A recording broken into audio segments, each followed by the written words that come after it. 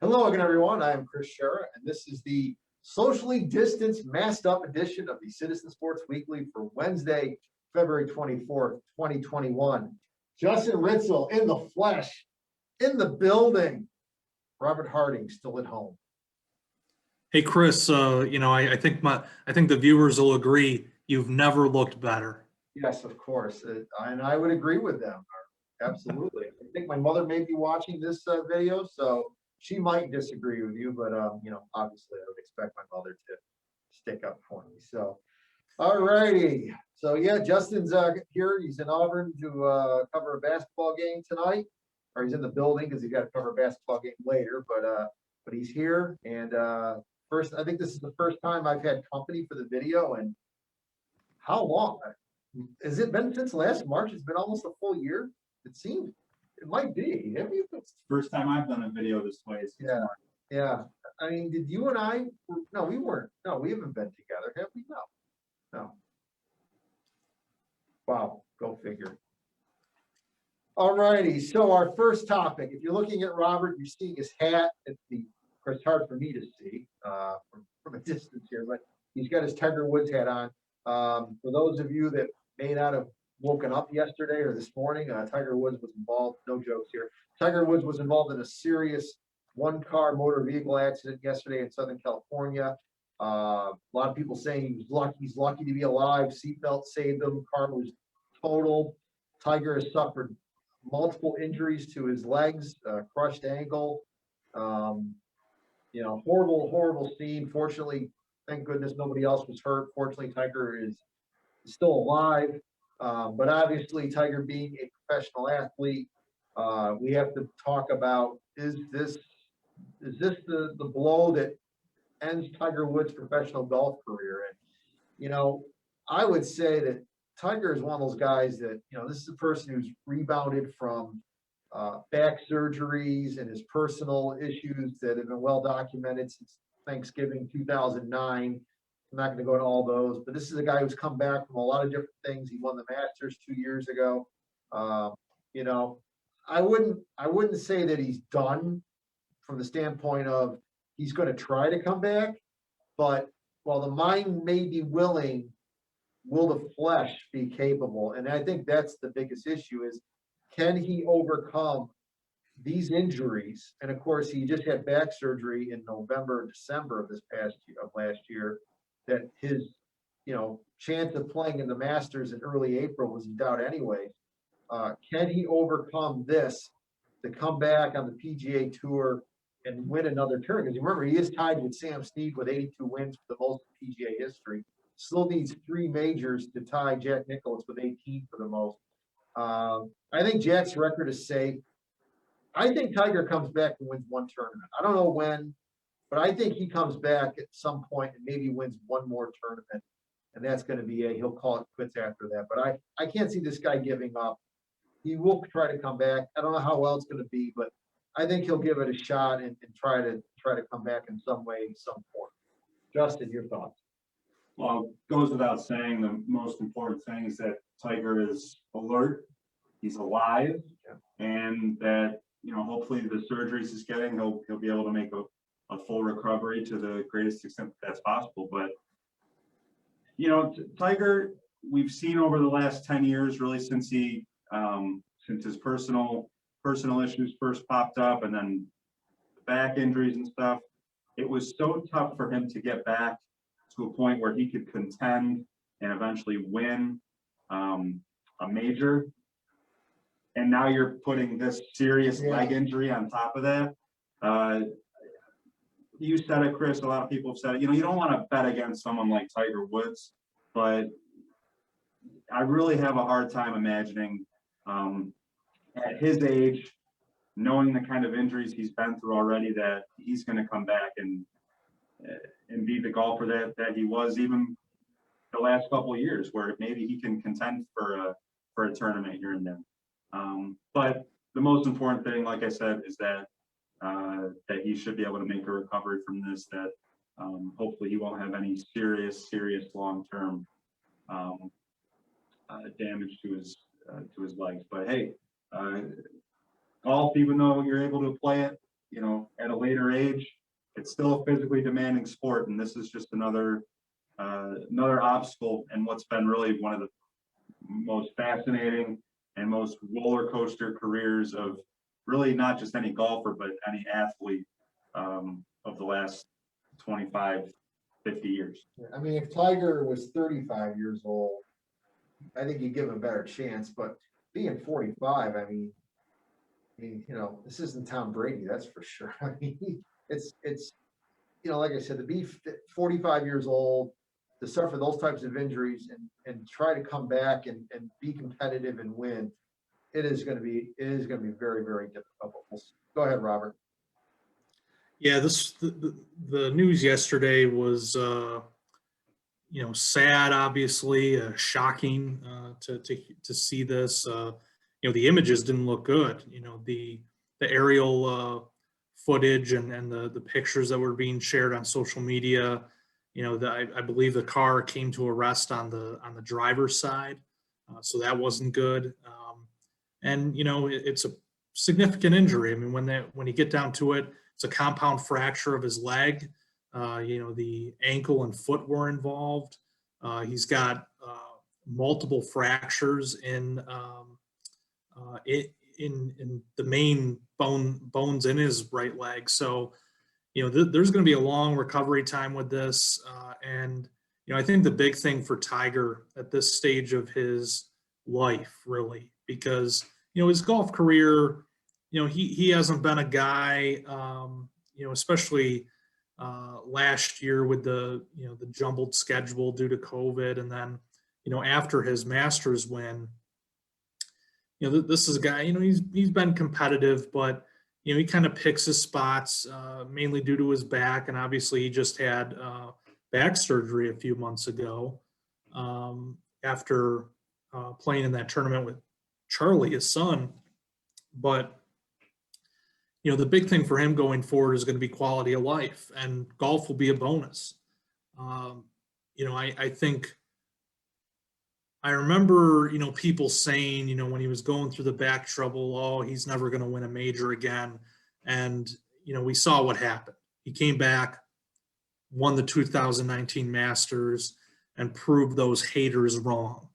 I think, you know, I'm not going to rule anything out. I think he's proven that, you know, that competitive fire still burns. You know, he wanted to get back at it, but he's also balanced his professional golf career, which I think he recognizes is on the downslope. You know, he's had his high point. You know, other people have surged to the top, and now he's, you know, he's legendary status essentially. You know, anything you get out of him is a bonus. But, you know, really it's more about, you know, he wants to be there for his kids. You know, he's interested in what Charlie's doing with, you know, his own golf thing. And if he chooses that direction, you know, Tiger will support him. His daughter Sam's, you know, a pretty good athlete in her own right. So, you know, he's really invested in what they're doing. And I remember him saying when he was going through the back trouble, like that's what he was looking forward to.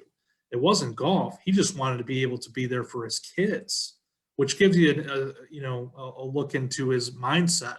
You know, golf will be a bonus for him if he can come back from this. It's going to be a long recovery. You know, maybe he plays later this year, but I bet we wouldn't see him hit a golf ball until next year if he decides to come back.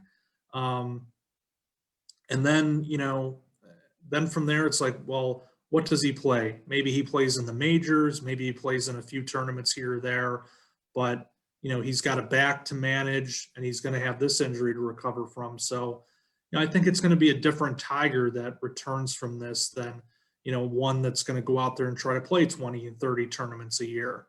You know, I think it's going to be someone who, you know, he shows up for some of the bigger tournaments, spends more time with his family, you know, rests his back and stays healthy. But you know, the most important thing is your health, and he's got a long life to live. You know, he's been a pretty healthy guy through the years, so you know, he could live a long life here. And you know, injuries like this, you know, the first priority is to get back to full strength. and everything else after that's a bonus. But, wish him well in his recovery. Yes, it'd be great to see him back on a golf course, but, I know based on his comments, with the back thing, he just wants to be there for his kids, and that's all you can hope for at this point. I hope that he can get back to that point where he can be there and be a supportive dad. And it'd be very unlikely to see him on a golf course this year and maybe even next year. And this might be the kind of thing it takes a couple of years to recover. We'll see. All right, our next topic is the NFL. There's more talk about the NFL is adding a 17th regular season game as early as this upcoming 2021 season. And from news that we've heard, it is going to be a crossover game between the AFC and the NFC. So, for example, Robert's Buffalo Bills finished first in the AFC East, so they would be playing the first place Washington football team in the playoff. I'm sorry, in the 17th game next season, for example. Boy, that's a tough one, huh? Boy, get the Washington football team there. But anyways, should we have a 17th game? And there's a couple things here. Number one, I don't think there should be a 17th game. 16 is the right number. We've talked about this in the past. The NFL, 16 regular season games is perfect. 17 is not about making the game better. It's about making more television money. And when you do things strictly for money, to me, that's the wrong way to do it. You're begging for trouble when you do something for money and not for competitive play or competitive balance, whatever. And then the other thing, again, I made a joke about the Bills playing Washington, but I mean, the schedule formula the NFL already uses in regards to, you play your division opponents home and away. There's 6 games. You play another division in the NFC, all 4 teams. There's another 4 games. There's 10. And then you play another division in the AFC. There's another 4 games. There's 12.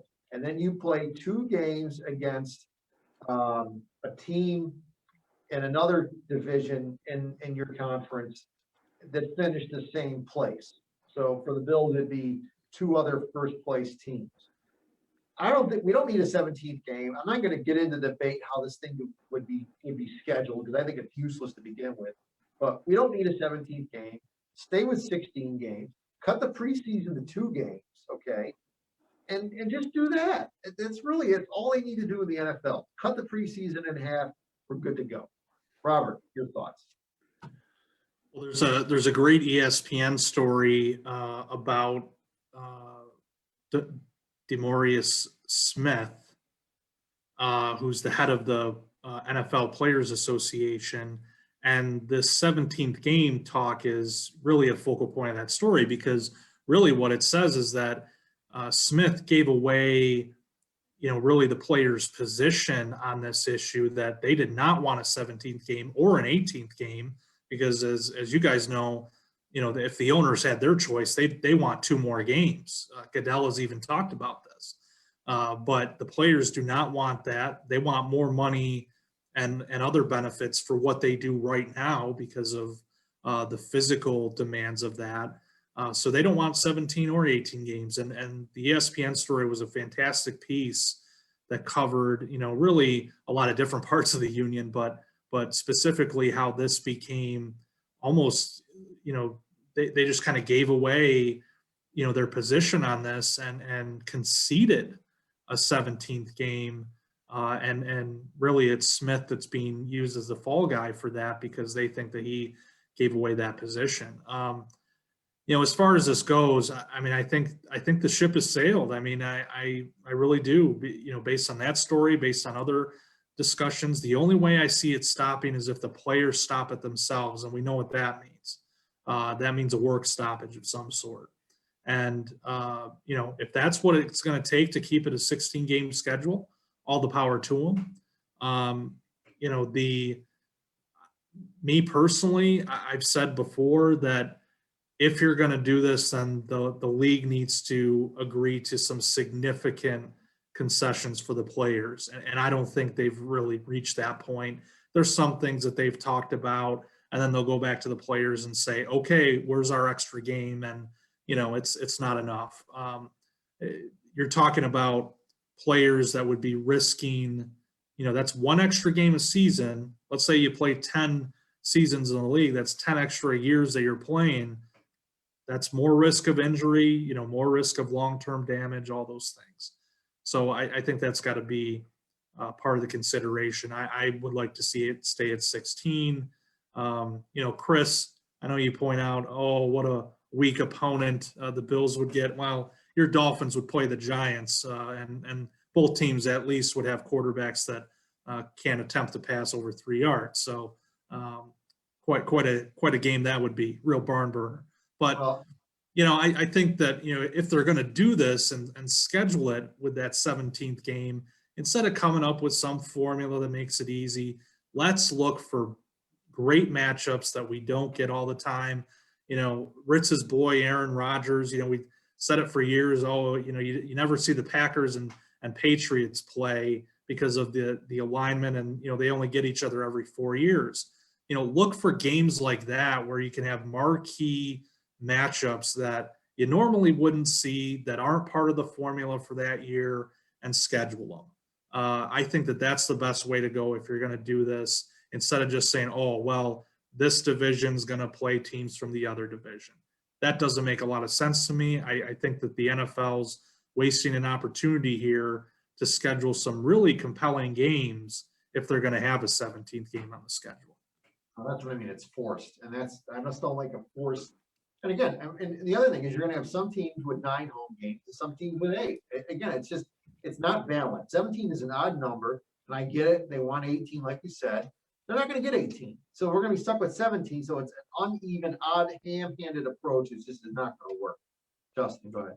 Yeah, I think over the last couple of years, we've all been pretty consistent in how, we all feel about additional games to the NFL schedule. I know I've made my points that I think it's extremely hypocritical of the NFL to claim that they care about player safety, and on top of that, they want to add another game. I think that's a bunch of nonsense. I think it's garbage. But I will say, whenever these, however these negotiations work out, I agree with Robert. I think it's not quite set in stone, but I've already accepted that there's going to be a 17th game. I think the players, and this is not just an NFL thing, this is across all professional sports in North America. I think that the owners always tend to come out of labor negotiations on top and getting more of what they want than the players. That's how it was with this most recent NFL CBA agreement. I think the owners came out on top of that. And the problem with the players is that you're trying to get, 1,000 guys or 2,000 or whatever the amount is to all agree on one concept, or, whatever, versus 30, 31, 32 owners, if you want to count the Packers as having a say in things. It's just a lot harder to get everyone on the same page. There's going to be a lot of players who look at it like, well, I'm not a star player. I'm not going to be in the NFL for 15 years. I have a 3-year window, a 5-year window maybe to make as much money as I can. Yeah, I would love to play an additional game because that means more money in my pocket. Those are going to be the guys that ultimately allow a 17th game to happen. As far as the logistics and, with the schedule, how that would work, I'm curious to see how that would play out, because if the plan is to do basically, the 2 East divisions play each other, the 2 North divisions, et cetera. Well, I know, looking at my Packers, they're already supposed to play the AFC North. Yes. They were already supposed to play. It would be the Pittsburgh Steelers would be their opponent in this scenario. So how's that going to work? Now you're going to have to, do they not play the rest of the AFC North now for the sake of adding this? It would have to be against a division that you're not scheduled to play. I'm just not. I don't understand how that's all going to work out. You're totally, the NFL, I'm sure, is going to be willing to do this, but you're totally going to mess with the formula you already have in place. And yes, it would be exciting if the NFL can force teams like the Packers and Chiefs to play every year, because we don't get to see that matchup very often. The last time we did get to see that matchup, Mahomes didn't even play. I understand why that would be attractive to the NFL. It would be attractive to me. But for every Packers-Chiefs game you get, or, every Bills-Packers game, for our sake, that would be exciting. You get a Texans Falcons matchup. You know, like not every matchup is going to be exciting. So do you want to make this decision to get one extra game that's exciting versus the 7 or 8 that no one's going to give to you know what's about? The NFL obviously thinks it's worth it to do all this. They want the 17th game, as you guys said. They want 18 games. They would play 20 in the regular season if they could. As long as they get TV money. I will say, as much as I disagree with it, and I don't think this is the way it's going to go, I would be more willing to entertain a 17th game for just the upcoming season alone, because we all know these teams they didn't make as much money in 2020. There's going to be cap issues. My Packers are probably going to lose Aaron Jones to your Dolphins of all teams, Chris. Possible. That's the rumor out there. If a 17th game allows some of these teams that are cap strapped to keep some of their own players, then I'd be in favor of doing it for one season. But we know that's not how it's going to work. They're not going to go to 17 games and then go back to 16. So it's going to happen. We might as well accept it. I just hope that the NFL, at least, if nothing else, adds a second bye week. So that way, these players that are already hurting their bodies every week, the injury reports are enormous every week.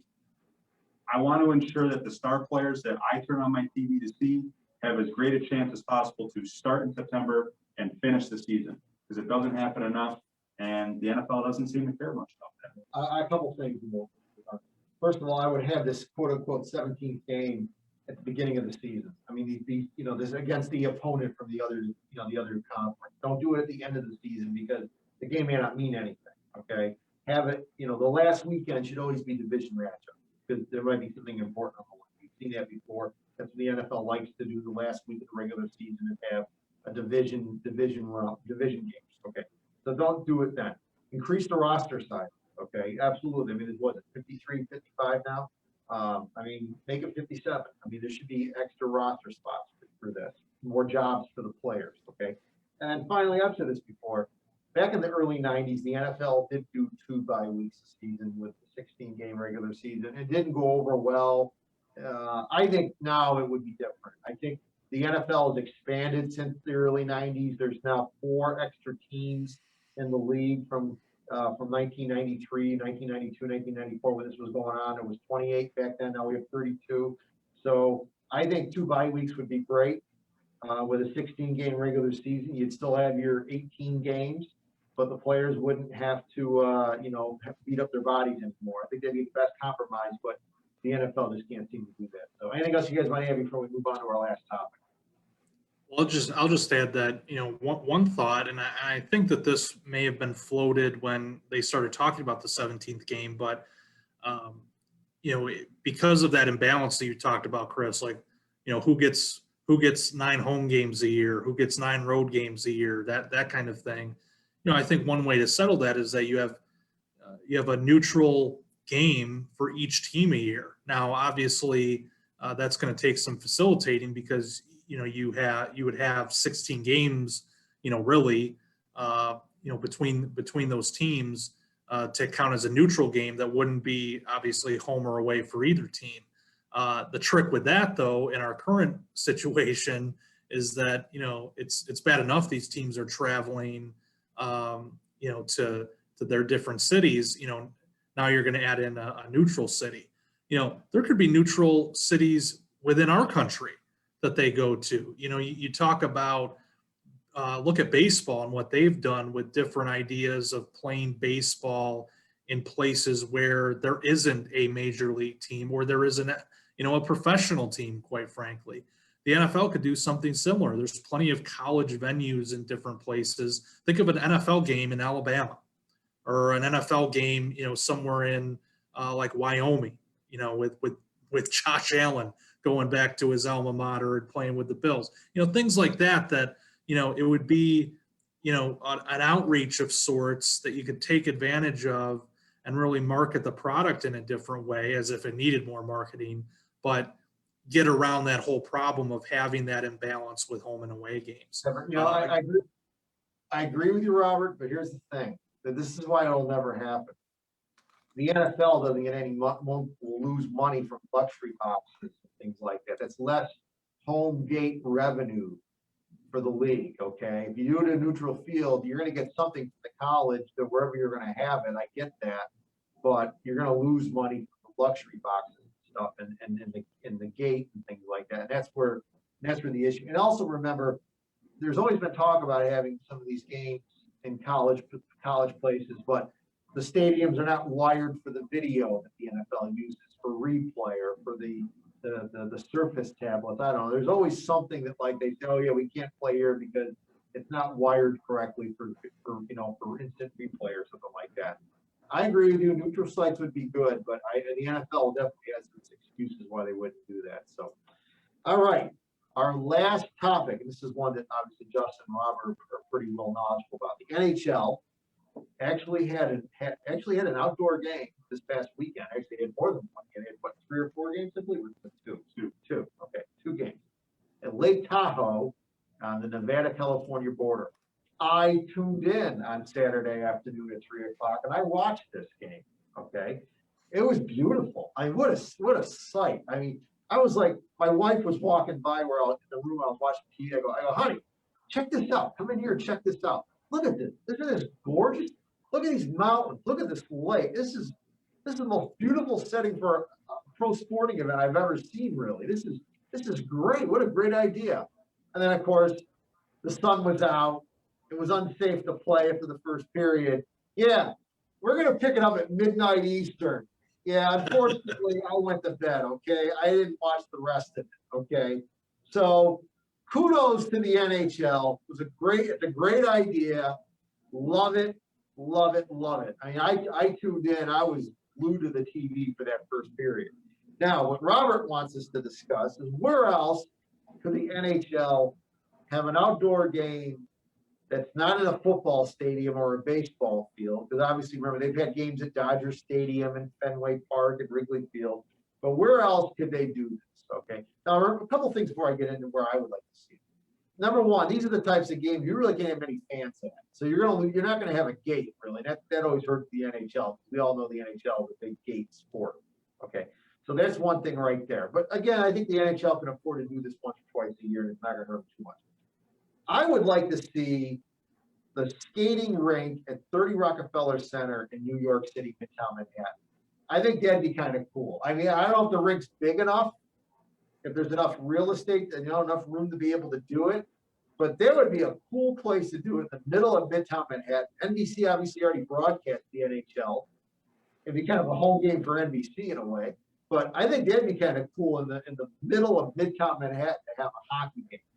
Another place that I thought, and this is more of an outdoor setting, and Lake Tahoe is in the west and everything, is Yosemite National Park in the west, that's not in the west, but that's out west.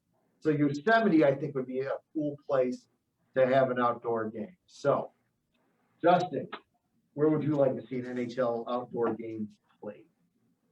Well, first, as a longtime NHL fan, I have to say nothing is more appropriate than the NHL finally having a good idea about something and the weather playing a factor and it gets all screwed up. That's just so NHL. Like, the league that, like the NFL, in so many ways, often stubs its own toe, finally has a great idea and the weather screws it up. It's typical. As a hockey fan, I sit there thinking like, this is just perfect. This is always what happens. A little frustrating. I'm sure the league was frustrated with that. But that's the risk with these outdoor games is that, it's not like football when you really can play a game under any weather conditions. The NHL for hockey, for the ice, you need it to be a certain temperature. And obviously the sun beating down on the rink was not good for the ice. As a hockey player myself, I know that would have been miserable conditions to play in with crappy ice. So that's why I think when you do these outdoor games, it has to be in a colder weather climate. Like when like we're going to schedule this game in January, February, it's going to be cold. You mentioned down in Manhattan there, Central Park. Yeah. Why not do Central Park? That's a great idea. The Rangers, I don't know the last time they did this or how regular it was, but I remember the Rangers used to hold practices at Central Park in the rink there. I think that would be a lot more, you'd be a lot more capable of getting a rink that is regulation Yes. size for one, Yeah. and two, figuring out a way to get a certain amount of fans in there. Gary Bettman, or I don't know if it was him or his assistant commissioner, Bill Daly, said, you know, we don't want to, like, this Lake Tahoe idea was kind of a one-off. We don't want to be holding these outdoor games where the fans don't really have a presence. So they want to have 5,000 to 10,000 fans at the absolute minimum when they do these. Obviously, if they do it at these more random locations, you're not going to fill, 20, 30,000 fans in there. But I think they'd be willing to do these random places if they can get at least 5,000. Another spot, and this place will be cold, and there just so happens to be an NHL team right next door, Niagara Falls. Is there a way that they can construct a hockey arena with Niagara Falls in the background? I would tune in to watch that. Would I tune in just to watch the Sabres? No, they stink. But I think that'd be an interesting location that the NHL could explore. I just, to close up before we let Robert get to his point, I'm glad the NHL tried this, because I've been saying for several years that the outdoor game is a gimmick that I've gotten tired of. They did all these classic games when this kind of first started becoming a regular thing back in 2008, 2009, when Buffalo hosted the first game at Orchard Park, and it was Sabres Penguins, and Sidney Crosby scored the winner in a shootout, and the snow was coming down. It was just beautiful. That was cool. Then they did a game at Fenway Park. They did a game at Wrigley. And once those kind of classic stadiums they used those up, I kind of got bored with it. Like, I don't care if you're playing a game at Heinz Field in Pittsburgh. That doesn't have the same panache as some of these other venues. Once they started doing that, I kind of lost interest. So I'm glad they're finally trying new things. I hope the NHL doesn't get scared off because of this Lake Tahoe experience. I hope they continue to explore these amazing places that obviously are capable of hosting hockey. That's a great idea, Justin. Goat Island at the Niagara Falls there would be an amazing place. There's enough room there to do it. All right, Robert, the floor is yours. Or should I say the ice? Yeah, I like the idea of, kind of thinking outside the box, kind of piggybacking on the point made earlier about, possibly taking football games to different locations. I think that this gives the NHL an opportunity, and the NHL needs this more than the NFL, obviously. The NHL definitely lags behind in popularity compared to some of the others, so they can afford to do some gimmicks like this where you go to a place like Lake Tahoe or whatever. There's a few ideas that came to mind, and actually one of them was mentioned by some NHL executive when I guess he was asked about, are there different ideas for hosting similar outdoor games, at like, landmarks or what have you. And one of the ones he mentioned was the National Mall, which would be a great setting for this.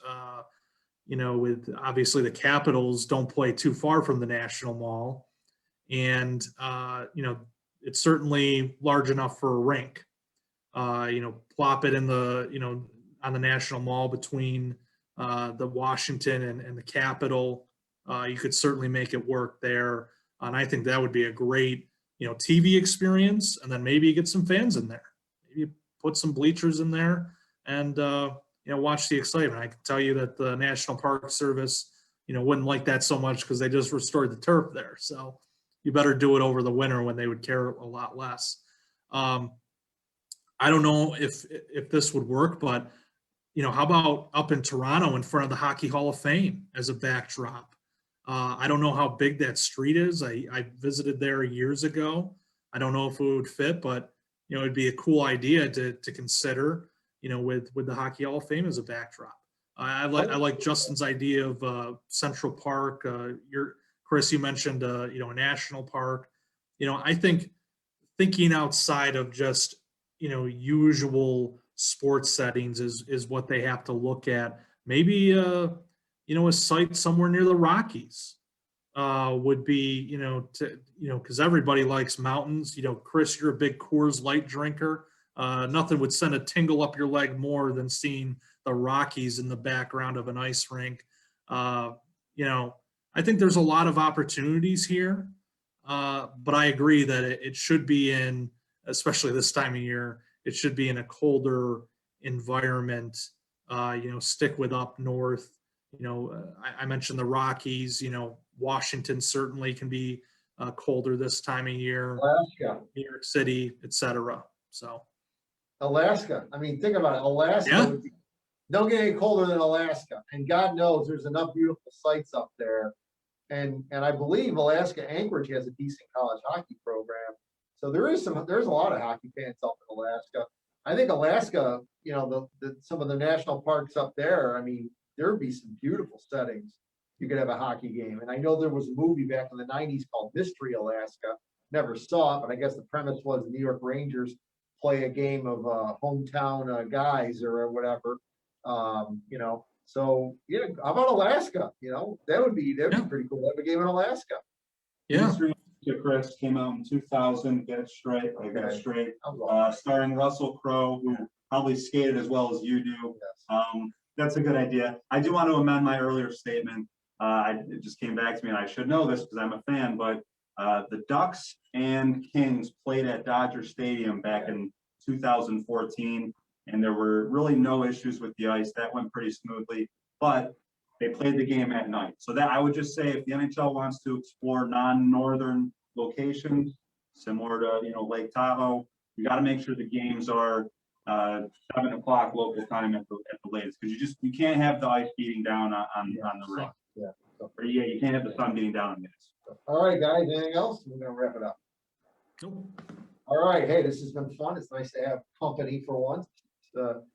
I wish the feeling was mutual. Yeah, I know. Whatever. But it's been nice anyways to have Justin in the office and everything. And it's always nice to have Robert not in the office. Makes my life a little bit easier in some ways, but I digress. So, and folks, of course, we appreciate you joining us too.